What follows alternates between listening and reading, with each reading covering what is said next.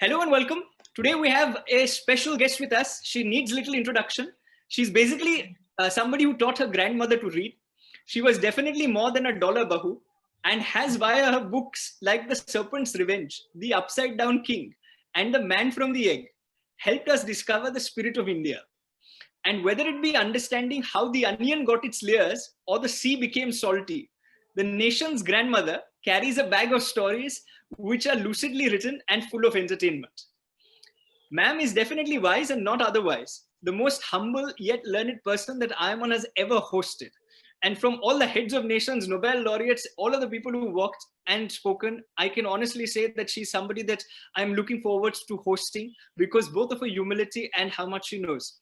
Chairperson of the Infosys Foundation, Padma Shri, Mrs. Sudha Murthy is here to tell us why 3000 Stitches is her favorite gift. Welcome to I.I.M.U.N's author series, ma'am. Thank you. Thank you, Rishabh. And it is nice to know that youngsters like you are doing this kind of a work. So that made me very happy. Uh, Infosys, I'm working in Infosys Foundation for the last 25 years, and I've come across so many incidents which, if I tell, if you imagine, you can't even imagine. Right. Imagination has a limitation depending on your IQ. Whereas real life problems, real life situations are unimaginable, and one of them is 3000 stitches. It's a real life story. It took 18 years for me to understand and to work on that. It's not one day. It's 18 year story. I started working with the Devadasis, who ultimately turned out to be sex workers, and I wanted to rehabilitate them. And my journey, starting in 1996 and plus 18 years, how I changed myself. Because until that, for me, India is 32 states. It has Bollywood, it has software, it has iron and steel, and all those things. It has a lot of history, it has a lot of temples, mosques, churches, etc., and beach. But more than that, what my country is, I realized only when I started working with the poorest of the poor. So this is the journey where I started without any background, and how I ended up changing the lives of 3000 people. And that's the reason I call this book as 3000 Stitches. And ma'am, you've not just changed the life of 3000 people, but of the 3 million who will go on to read the book. It is honestly a very simple read. And let me ask you a question, if I may, ma'am. There are so many of these students who are right now making career choices. So the thing is that we're confused whether to choose engineering, whether to choose chartered accountancy, whether to go abroad for studies, what to do. In the second chapter, ma'am, you chose engineering much against the wishes of your family members. Some of them advised against this, and you chose, even in the first chapter you write, you've chosen Devadasis, and you just elucidated that you chose Devadasis amongst the very many topics that you had to choose. So ma'am, when you have a plethora of options available, how does one choose the right thing? Like, how do students go about making the right choice? Normally, in my experience, because I used to teach computer science in university in Bangalore, I have realized, I used to have a lot of young students.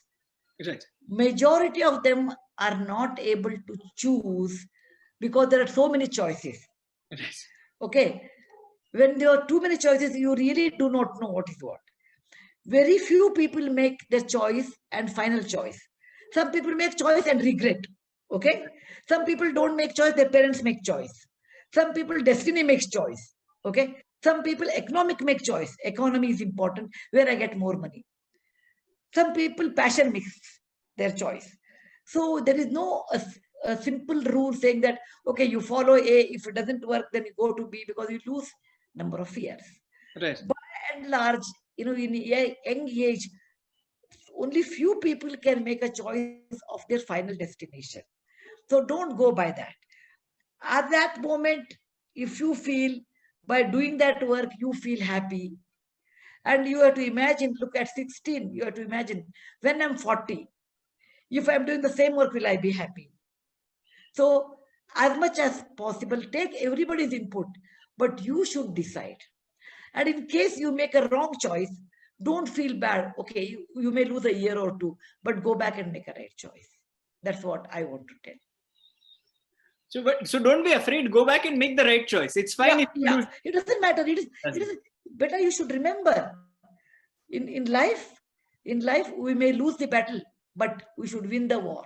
We should win the war. So what if I lose 1 or 2 years? I'll make it up, because you have a life of 75 years. Let's assume you are 75, 80 years. Okay, if you live well without drinking, smoking, and doing drugs, etc., normally, and do yoga and your physical fitness, you live normally up to 75, 80 years. In that, it doesn't matter. You will graduate in 2022 or 24. After a few years, you don't even remember which year you graduated. But what remains with you is which you love. I always say, in marriage, in choosing a career, you should be much more careful, because they stay with you. You know, if you make a choice, wrong choice on a sari or a dress, okay, tomorrow you did not wear.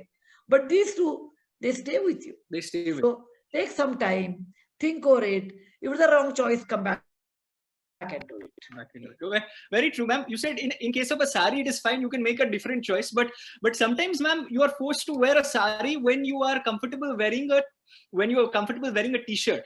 This happened to you like you've written in your book. And a similar thing had happened to you, ma'am, when you were boarding a flight and someone called you cattle class, and you spoke in Kannada, and once it happened that you spoke in Kannada, and people spoke to you back in broken English as well.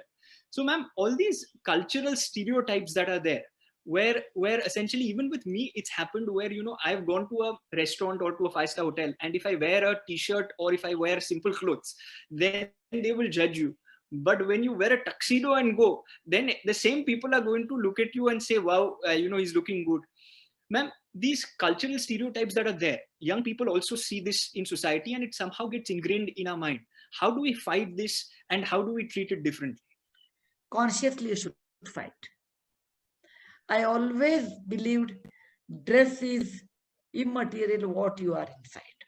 But that you should be presentable. You should not wear non-ironed clothes. You know, you should be functionally useful. Ironed, clean clothes are important. Okay, it doesn't matter. It may not be a silk saree. I prefer cotton saree, properly starched and ironed. I would like to wear, because you should be presentable, and you also feel nice if you wear a nice dress. But I will never judge a person who wears a tuxedo or a silk saree is more important than a person who wears a t-shirt, because I have trained my mind. It is not the dress, it is not the flowers, it is not the ornaments that makes a person. There's the shloka in Sanskrit. Keyurana vibhushayanti purusham harana chandrojvala nasnanam na vilepanam na kusumam salankrita murdhuja. It says, not the flowers you wear, not the kirita what you have, not the ornaments what you wear. None of them are important. What is important is what you are inside is important.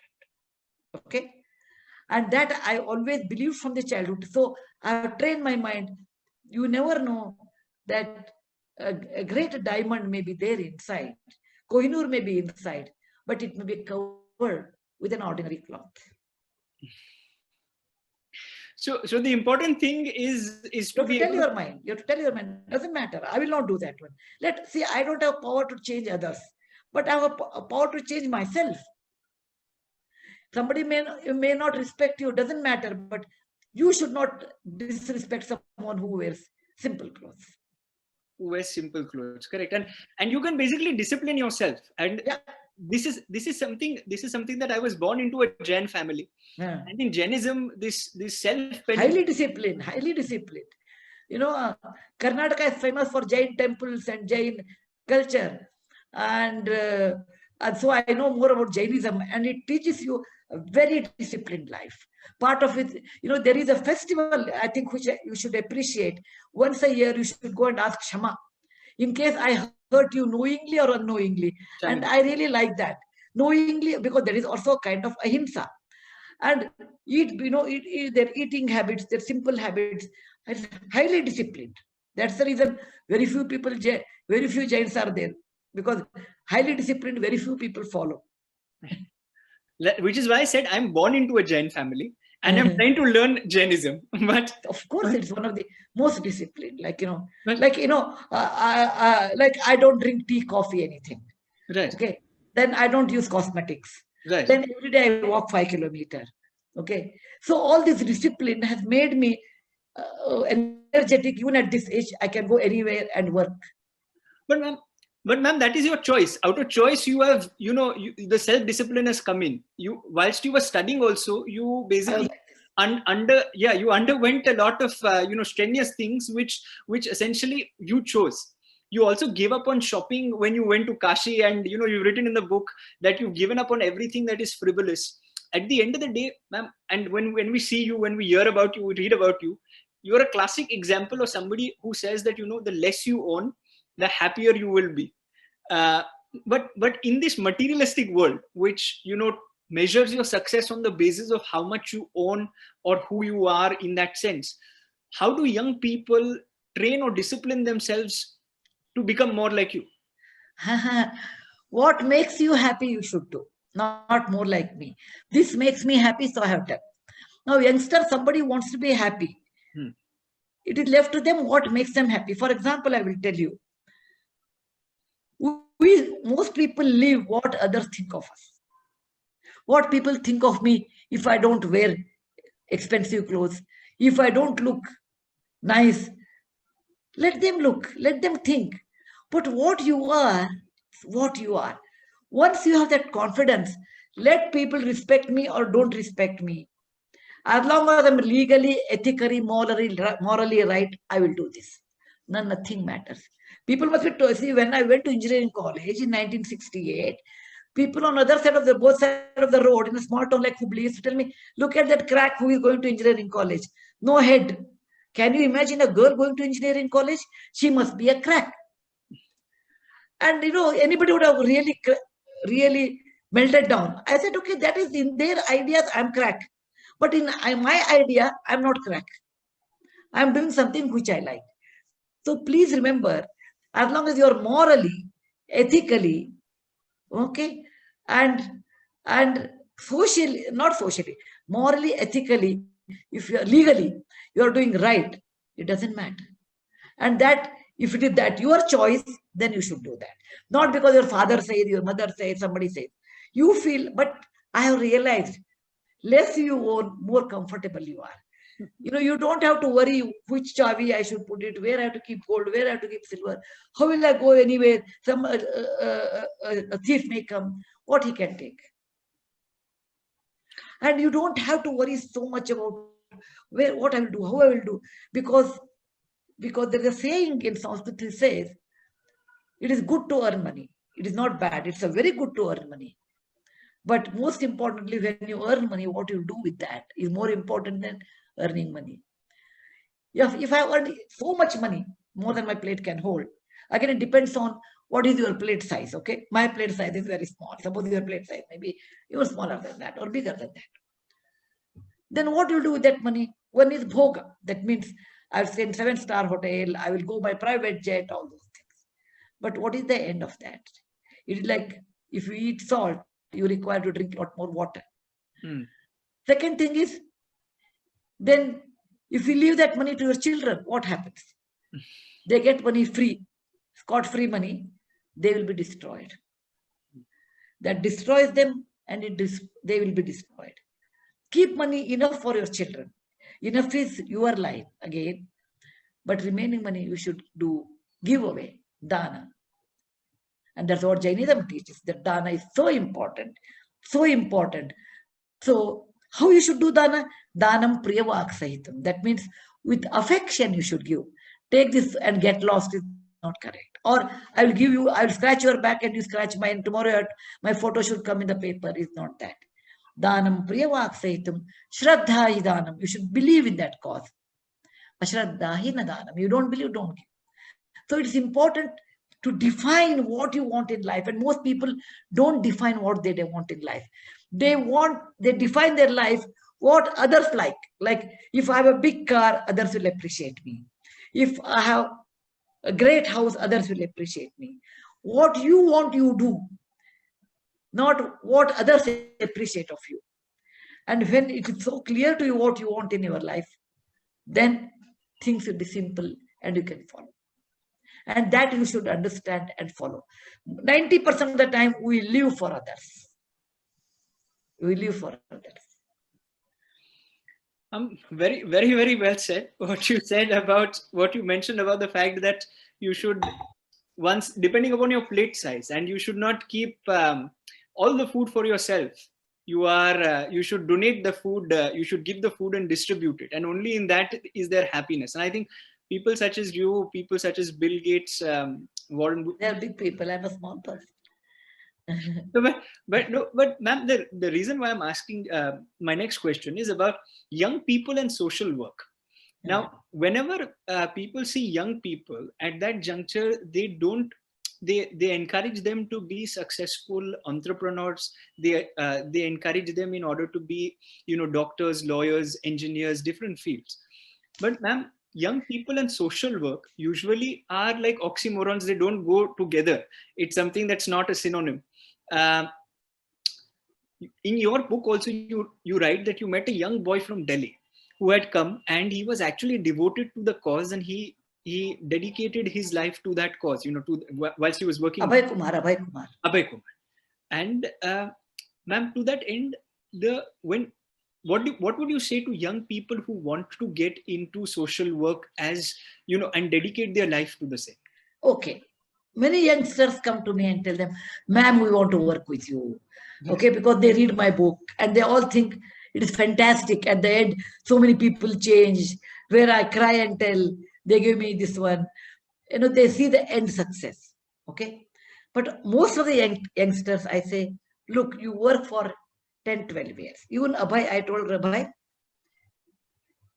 when they are single earning member of the middle class families, I always tell them, your parents have sacrificed and got you educated. And you are only earning member. And if you leave them, and because in social work, if you work honestly, there's not much money. So I always tell them, you have to work for 10 years. But a rich kid, okay, like you, who would like to do social, let's say, I will still tell them 10 years you work. Right. The reason is rich or poor, the reasons are different. Because when you are young, you are idealist. You do not know how to judge people. And people would like to put a topi on you. Okay? People would like to take advantage of you because you are young. And you also get upset fast something goes wrong. Okay? I've seen many youngsters, after, like IIT, from IIT, they joined some social organization. After 2 years, they get disillusioned and they go away. So instead, I tell them, you work for 10 years.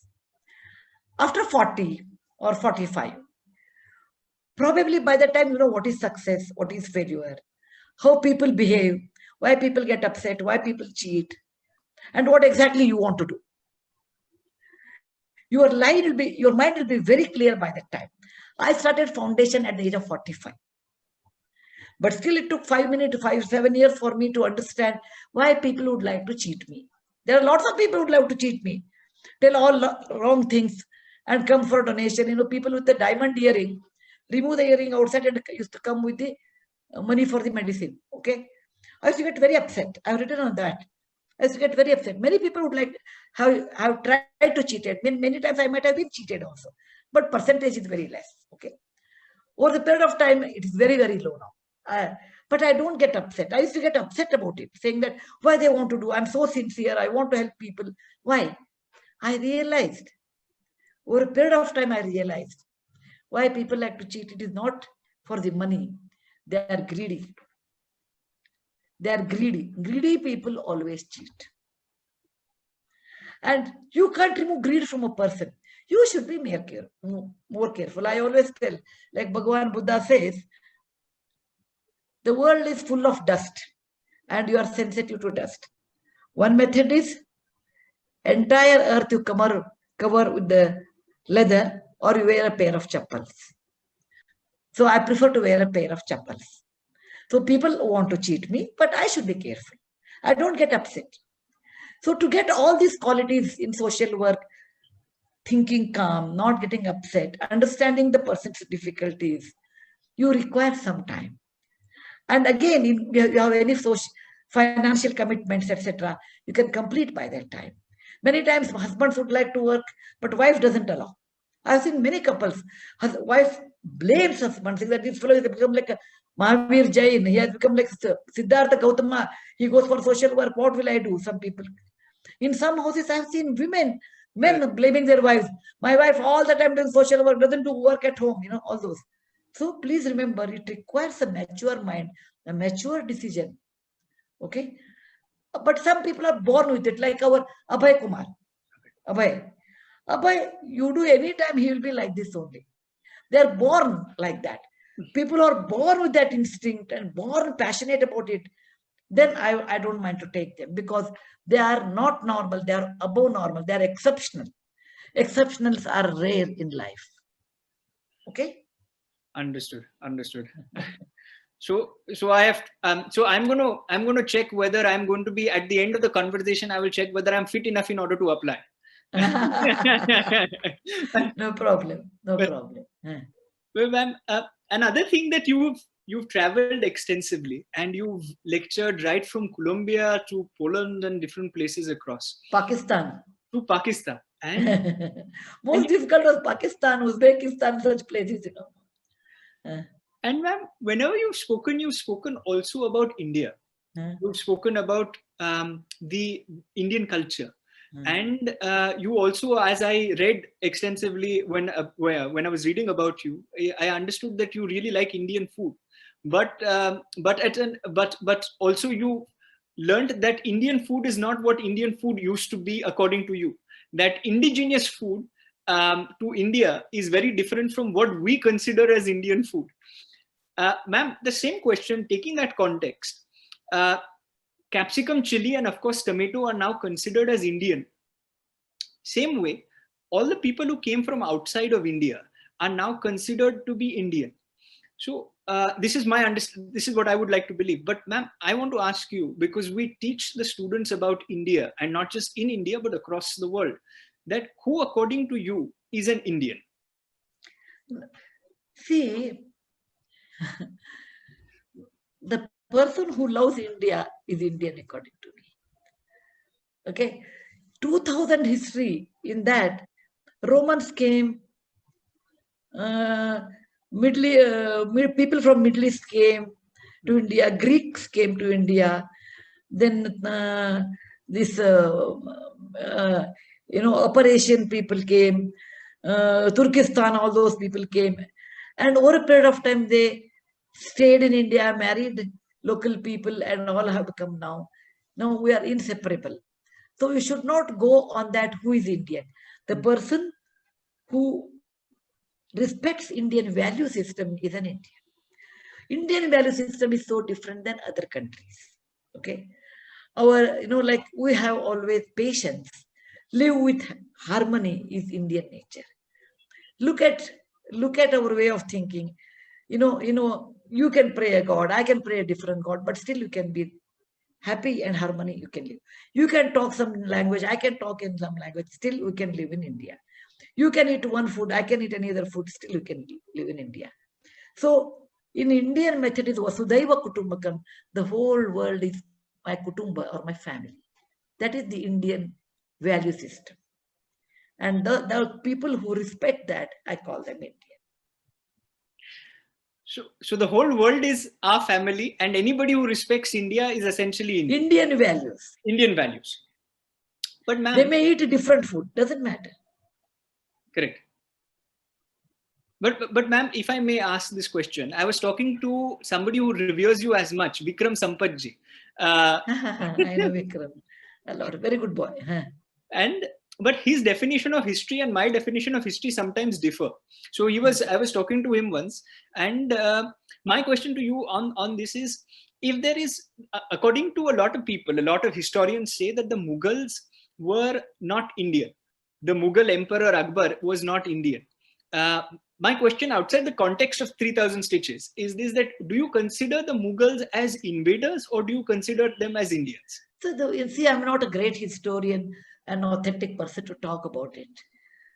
So I do not want to answer this, because it unnecessarily leads to a controversy saying that how do you define Indian invader, outsider, insider? In 1542, this happened in, Akbar was born in 1542. Right. Sher Shah Suri took away the kingdom of Humayun, and he was born in Rajput state. So how do you call Indian? And today it becomes a political issue, so I don't want to get into that. I didn't mean to ask it from that end, but I understand, ma'am, what you're saying.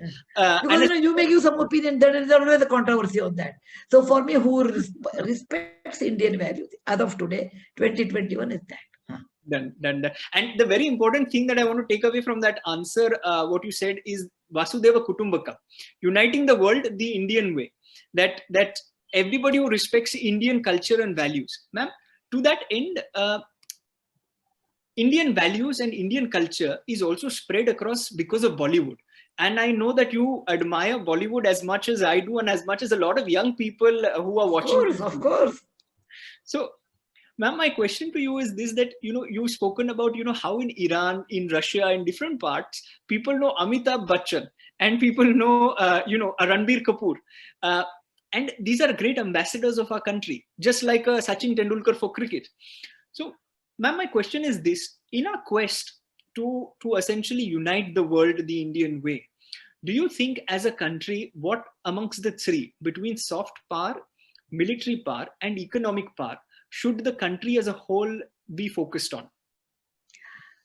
See, I do not know, because I don't hold the country like Mr. Modi Saab, no, he will be there. But I say soft power definitely has a great effect. You can see when you read Indian history 1,000 years back, our people traveled to Cambodia, Java, Sumatra, and they were not military-wise colonized, but culturally they were colonized. You read Sanjay's book, Sanjay Saran, Sanjay Saran, I think, or Sanjay Sanyal. His book you read, beautifully written. I'm really very proud of youngsters like Sanjay Sanyal, Vikram Sampath, and one more person that from Kerala, I forgot his name. Ivory throne he has written. Manu Pillai. They're all so great. It's a joy to read such people, and I feel very proud about them. And of course, Shashi Tharoor, they write very well about India and all. So, soft power has its own power. Economic power is much more forceful than soft power. It is much more, because soft power takes time, economic immediate effect. Immediate injection is economic. Military, I don't know, because it's beyond my. These two I know. See, I have written in one of my books. It's not in 3,000 cities. Once I traveled to Colombia and I was coming back, and in 1979 I went to US first time.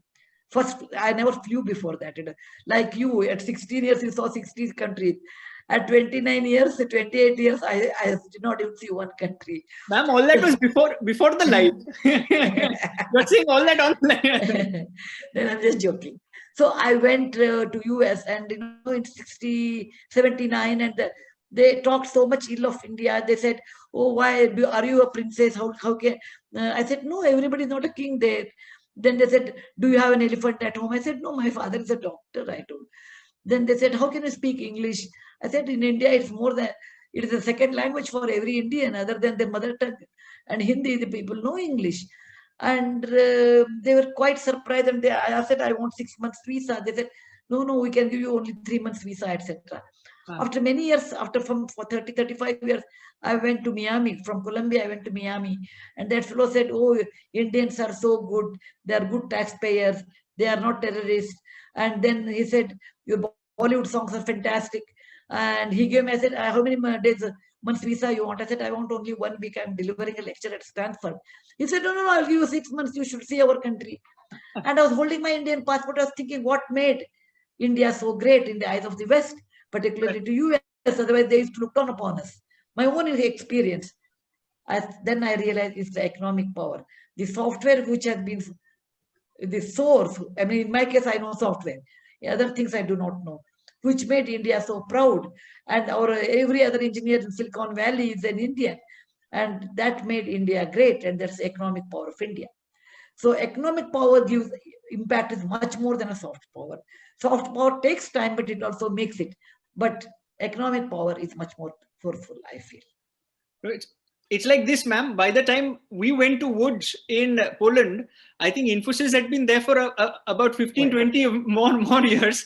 And the Indians saw us out there and said, now you're bringing India out here. But the economic might of India is already here. I've been to Poland actually to our office, etc. And it's the fact that you mentioned about soft power, and you mentioned also about Shashi Tharoor is also on our board or advisory board. And he's a great author, and greater orator. Okay, but between reading, I must say this: I respect him a lot, and we've spoken many a time. And of course, like I said, he's on the board. But I joke with him that reading his books is like reading 2 dictionaries. Reading your books is like I finished this book in one single sitting. So I'm an ordinary person. He's a scholar. There is a difference.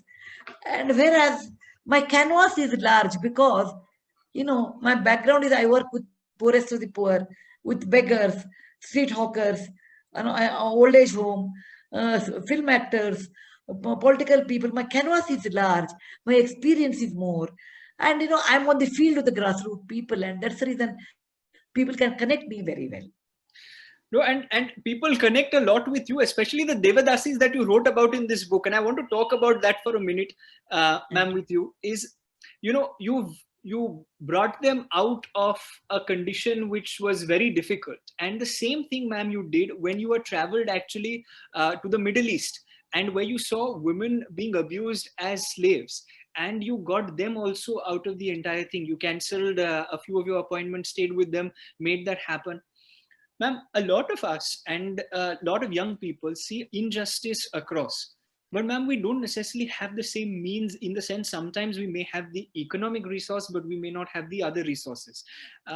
When you face situations such as these, and if you have limited means, how do you recommend to young people to react? Because it can be sometimes very frustrating to see things like this happening. But if I were to go to the Middle East and see the situation, I may not be able to assist or help them as well as you did. So how would you recommend to young people who are in their teenage or early 20s to deal with such things? I'll tell you, when you are young, definitely, or when you're old, it is an attitude towards helping people is more important. Attitude means, look, somebody looked at elephant and said, oh, elephant is such a big thing, and said elephant has its own weight, I have my own weight. To do, definitely in my case, I've been blessed with many, many ways, because number one, I can speak 7 to 8 languages, and I can connect with people very fast.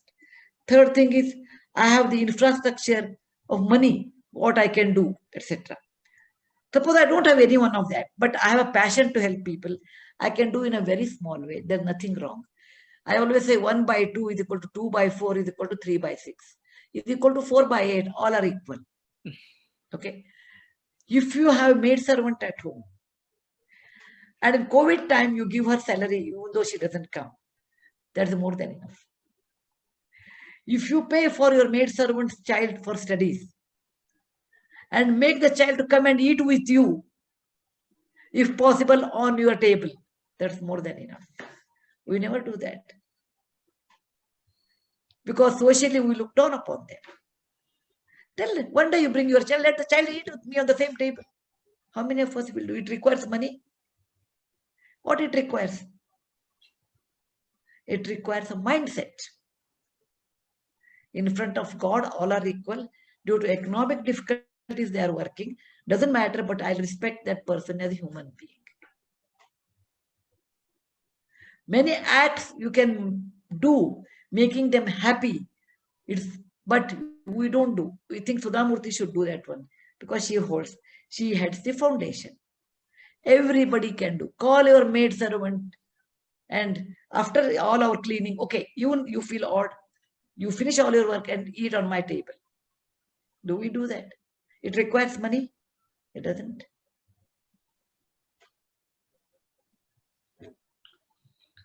Fair, fair, fair. So it's small. No. It's what you said is so true. I was just for a second reflecting upon it. The fact that we actually don't take that initiative or that effort of calling somebody from the domestic help, from people who help us, to come and sit on the table and actually have a meal, and something as little as that could change. Yeah. Forget about starting an orphanage. That's okay. Or 3,000 stitches, working 18 years with 3,000 people. They are most difficult cases. Leave all those things. Do such small things first. And or take a street dog, get it vaccinated and give every day 2 loaves of bread. Take him for a walk. Adopt him. It doesn't require much. But we want a golden retriever. I have one golden retriever, which was my son's dog. Then to give company, I got 2 street dogs. One with the 2 legs, other one with the 3 legs. They met with an accident. They were left on the road. I brought them. So Gopi has 4 legs. Nandi has, Hari has 3 legs. Nandi has 2 legs. It doesn't require much. I will make another 2 rotis extra and give it to them. You don't have to be a great philanthropist like Bill Gates. You can be as simple as what you are. So everyone can make a difference. Everyone can make a difference. Yes. It's about the every boon will make an ocean. Very, very, very, very well said. Very well said. Which is why I think you are such a sought after speaker, and I'm so grateful that you've taken our time. But ma'am, if I may ask you, the new generation is putting old stories in a new bottle. We're trying to, and I see Mahabharata in today's angle, Ramayana today's angle. What is my take on that, right? What is your take on that? I want to ask you, what is your take on that? Because I even in your book, you've written about how your granddaughters have converted a old story into a. I was taken aback. Actually. So, ma'am, all of these authors are converting and making, characters, like making it relatable in a way, but at the same point in time, I don't know whether they are accurately depicting what has actually happened. So, your take on this. I normally don't do, because it is also set of circumstances and values and the social conditions at that time you can't translate today. Because every generation, in my generation, when I was going to engineering college, they made it compulsory I have to wear a sari. Today, nobody wears sari in engineering college. Okay. So small things I'm telling you. Generation to generation, dress or way of thinking, economic condition, political situations change. So this is one way of creativity, I can tell, but I won't make it. That's the reason in my mythology book, I have used them as they are. I have not converted them. So they have not gone from Yamuna to London. My granddaughters did, but one thing I realized when they did that surely they are going to be a creative writer someday. But it was a shock to me. They converted that. No, but I think it was a very, very pleasant story, and it was very entertaining also. But ma'am, if I may ask you this, that there is, and this is just the last couple of questions, is when you see young people, and this same conversation that we're having, about few thousands are seeing it online on Instagram and social media live.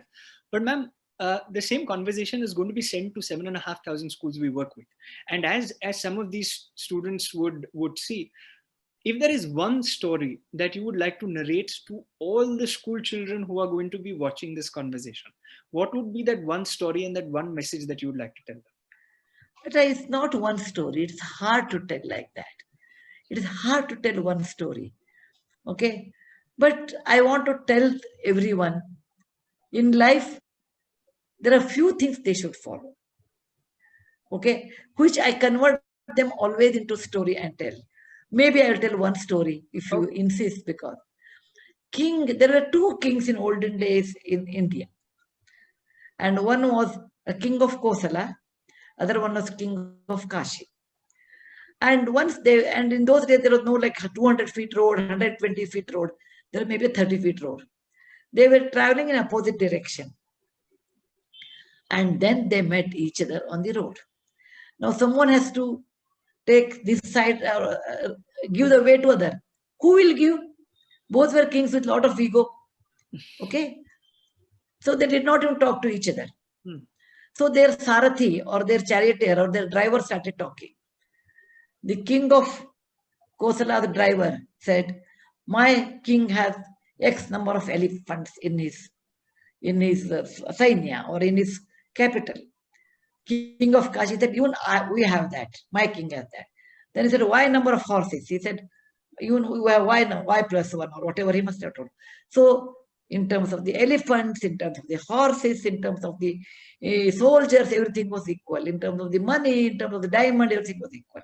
Then king of Kosala's driver's charioteer said, my king punishes the bad person, rewards the good person. Okay. And the charioteer of the king of Kashi said, my king converts the wrong person to the right person and right person to the better person, much better person. He embraces everyone with affection, because in any relationship, it's the affection which is more important than punishment. And by listening to that, the king of Kosala got down and said, he is a great person, give him the way. Compared to him, I'm the small person. What I want to tell in life is loving people, forgiving people, working hard, having a good ethical values or work ethics and being compassionate to others is the most important thing. And for everything I can tell one story, but now there is no time. And I have done in my storybook, for every message I converted it into a story. I don't believe in giving sermons. I believe giving in stories, and stories will remain with them forever. And stories which remain with people forever. And before I let you go, before we end this conversation, recording live on Instagram and so on and so forth, social media, I must ask you, because you really like Bollywood, so I've taken this small segment from Bollywood. What is the first word? It's a popular TV show, and in that he asked a rapid fire, but I won't ask a rapid fire. I'll simply ask you, what is the first word that comes to your mind, ma'am, when I say favorite movie? No, actually, I will tell you. A person like me who is a movie buff, you can't ask one. In 50s, I know the movie, 60s, I know, 70s, I know, 80s, I know. So every decade I can tell you. But by and large, I liked Mughal-e-Azam. Mughal-e-Azam. And favorite food to eat? North Karnataka. I am from North Karnataka. That is roti, jhunka. Like Maharashtrian food, kind of a North Karnataka food. That is a roti, jawar roti and sabji. Bangan sabji. And the last word, when I say youth, ma'am, what is the first thought that comes to your mind? I feel enthusiasm, creativity, changing the world, bringing brightness, bringing happiness to the next generation, to the generations to come. I'm so positive about them. I enjoy the company of young people. Once, I'll tell you, my husband asked me, I meet big people, big business magnates, presidents, prime ministers, but why you're so happy? I said, Murthy, I meet youngsters.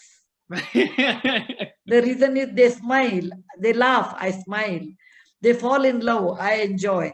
They get married, I wish them happy marriage life. If you are with youngsters, you may have gray hair, but you are young at heart. I always enjoy the youngsters' company. I'm so glad, because youngsters across the country and the world enjoy your company. And she's rightly called India's favorite and best storyteller. And thank you. She believes in the fact that generosity of a few is a hope for millions. And I really feel that there is so much to learn from this lady, that if we kept her back for even one entire day, it would be less. But the fact that she spent this time with us and at the organization I.I.M.U.N, on behalf of everyone, including our advisory board, some of whom are actually watching you today. I had messaged them that, you are coming. So some of these big business leaders and all of these people that you said are all watching on Instagram today and sitting and learning from, like I said, India's best storyteller, who's always here to teach us something new and good. Well, ma'am, thank you very much for doing this. And Michami Dukram, if I've gone wrong somewhere. No, beta. God bless you. Okay. God bless you. Have fun. Enjoy life. Go and kiss the world. Enjoy everything with kindness.